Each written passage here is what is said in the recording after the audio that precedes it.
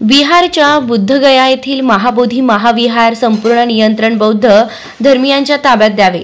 विहार व्यवस्थापन कायदा 1949च्या कायद्यात सुधारणा करून व्यवस्थापन समितीमध्ये बौद्ध असावे। महाबोधी विहाराच्या धार्मिक सांस्कृतिक मध्ये बाह्य धर्मीयांचा हस्तक्षेप नसावा आदी मागण्यांसाठी व बुद्धगया येथे धरणे आंदोलन चालू आहे। त्यास पाठिंबा देण्यासाठी नाशिकच्या देवळाली कॅम्प बुद्ध विहार येथून रिपाईचे राज्य नेते विश्वनाथ महादू काळे, बौद्धाचार्य किलेश पोपटराव बोराडे, दीपक गोपीनाथ काळे, नितीन सावे, कृष्णा लोखंडे, पंडित कटारे, भीमराव धिवरे, लखन डागळे, शरद उबाळे यांच्या नेतृत्वाखाली भव्य मोर्चा काढण्यात आला।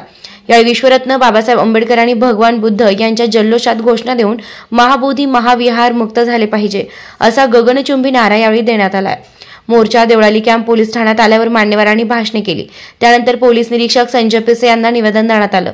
यावर निवेदन दिले मोर्चा बुद्ध अनुयायी संजय भालेराव, अविनाश गायकवाड, राजेश पवार, सुभाष बोराडे, बापू लोखंडे, दीपक भंडारी, बुद्धभूषण बोराडे, दिनेश कटारे, मनोज बागुल, सजन काळे, दीपक गायकवाड, अविनाश घेगडमल, यश खरात, प्रवीण पगारे, रमेश जगताप, मनोज गाडे, साक्षी आडके, रवींद्र भदानी, विश्वनाथ पोपटकर, त्र्यंबक जगताप सह हजारोंच्या संख्येने सहभागी झाले होते।